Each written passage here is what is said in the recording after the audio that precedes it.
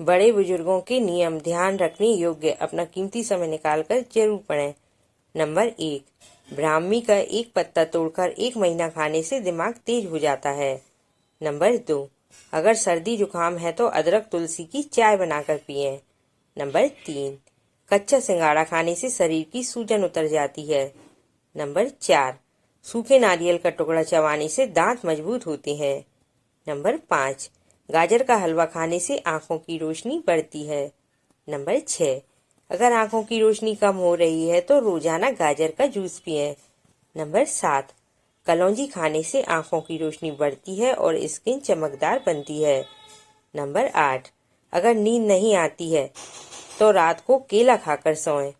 Number 9, kidney के patient जिनका हफ्ते में 2 बार डायलिसिस होता है वे शीशम की 20-25 पत्तों को लेकर साफ करके 1 गिलास पानी में रात में भिगोकर रख दें और सुबह इसको अच्छे से चटनी की तरह पीस लें और इसका जूस निकालें और इस जूस में 1 चम्मच धागे वाली मिश्री मिलाकर पिएं सुबह खाली पेट। शीशम के पत्तों का जूस 15 से 20 दिन किडनी पेशेंट डायलिसिस वालों को पीने को दें। और जिनका पेशाब रुक रुक कर आता है, जिनकी किडनी में 1 mm से 8 mm तक कोई स्टोन हो तो उन्हें पिला दो। 15-20 दिन इसे नियमित लेने से किडनी डायलिसिस कंट्रोल होने लगेगा, किडनी के फंक्शन चालू हो जाएंगे और आप पूरी तरह से आराम महसूस करेंगे।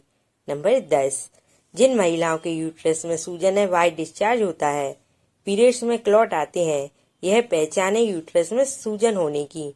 इसके लिए 10 ग्राम कुटकी, 10 ग्राम शीशम के पत्ते या इसके फूल ले लें। 10 ग्राम भूमि आंवला लेकर कूट पीसकर इसका पाउडर बना लें। आधा चम्मच पाउडर सुबह खाली पेट और आधा चम्मच शाम को खाने से पहले सादा पानी से लेना है। इससे यूट्रस की सूजन ठीक हो जाएगी। नंबर 11, हम सब मंदिर जाते हैं तो पूजा तो पूरी श्रद्धा भाव से करते हैं, लेकिन एक चीज हमेशा करना भूल जाते हैं। मंदिर में दर्शन करने जाएं तो यह न भूलें, सनातन के अनुसार हम यह भूल जाते हैं कि हमें परिक्रमा भी करनी चाहिए, तभी पूजा का पूरा फल मिलता है। विष्णु जी की 4 परिक्रमा की जाती हैं, शिव जी की आधी परिक्रमा की जाती है, गणेश जी की 1 परिक्रमा की जाती है, सूरज जी की 2 परिक्रमा की जाती हैं और माँ भवानी की 3 परिक्रमा करनी चाहिए। अगर आप ऐसे किसी धार्मिक स्थल पर गए हैं जहाँ परिक्रमा करना संभव नहीं है तो अपनी जगह पर ही खड़े होकर वहाँ इतनी ही बार घूम जाइए। पूजा का पूरा फल लेना है तो परिक्रमा जरूर करें, यह सनातन में वर्णित है। पूजा का पूरा फल परिक्रमा करने पर ही मिलता है। नंबर 12, नमक जिस डिब्बे में भरकर रखते हैं उसमें 5 लौंग डालकर रखना चाहिए और उन्हें इस्तेमाल नहीं करना चाहिए। नमक में ही डले रहने देना है और उसी में से नमक को लेते रहें उपयोग के लिए। इससे घर में बरकत बनी रहती है। जो लोग कहते हैं कि घर में बरकत नहीं रहती, ऐसा करने से उनके घर में हमेशा बरकत बनी रहेगी।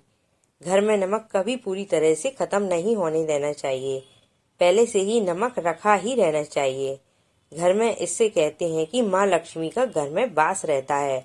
नंबर 13, यदि आपको किसी काम में सफलता नहीं मिल रही है, धन लाभ नहीं हो रहा है, धन की बचत भी नहीं हो रही है तो यह उपाय कीजिए।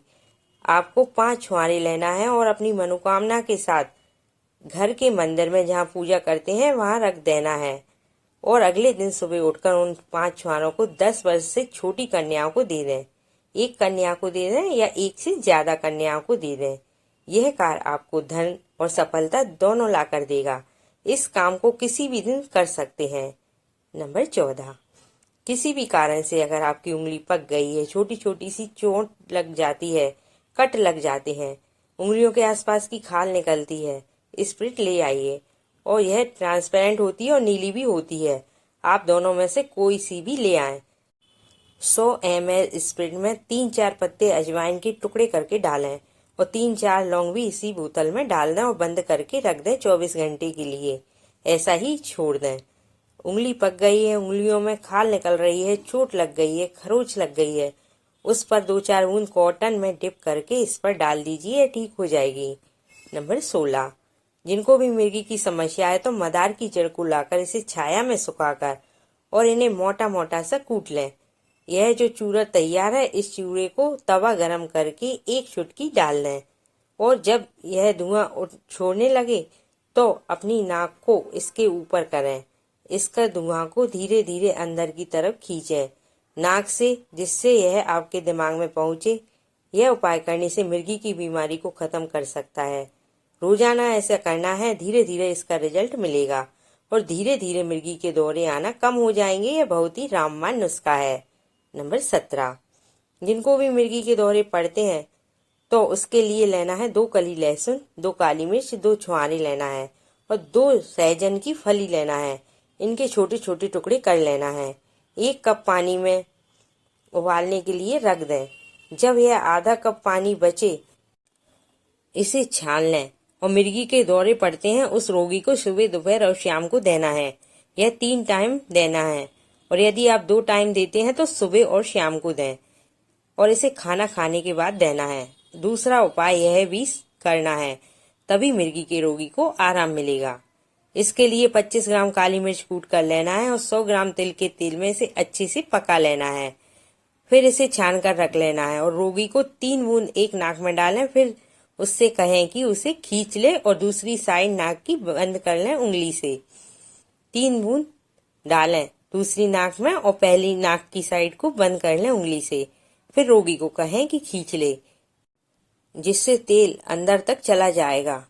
नाक बंद करके कहें खींच ले। अगर रोगी खींचने की अवस्था में नहीं है तो उसे चित लेटा दें और उसकी नाक में 3-3 बूंद एक साइड डालें। एक साइड 3 बूंद डालें, फिर दूसरी साइड की नाक को बंद कर लें, जिससे नाक के अंदर तेल चला जाए। फिर दूसरी साइड डालें और पहली साइड को बंद कर लें। इस तरह डालें। इस तरह करने से मिर्गी का दौरा पड़ना जड़ से खत्म हो जाता है और इसी तेल से सर की और गर्दन की मालिश करने से मिर्गी की बीमारी जड़ से ठीक हो जाती है। नंबर 18, शरीर पर कहीं भी गांठें हैं, लिपोमा की गांठ है, आप ऑपरेशन कराने की सोच रहे हैं तो पहले यह उपाय कर लीजिए। 2 से 3 धतूरे के फल लेना है, मीडियम साइज के फल लेना है और 250 ग्राम सरसों के तेल में इन्हें पकाएं। धीमी आंच पर इन्हें देर तक पकाएं। जब यह जल जाए तो नीचे उतार लो। यह तेल तैयार हो जाएगा। उसके बाद में इसमें 10 ग्राम फिटकरी पीसकर पाउडर बनाकर इसमें मिला लें।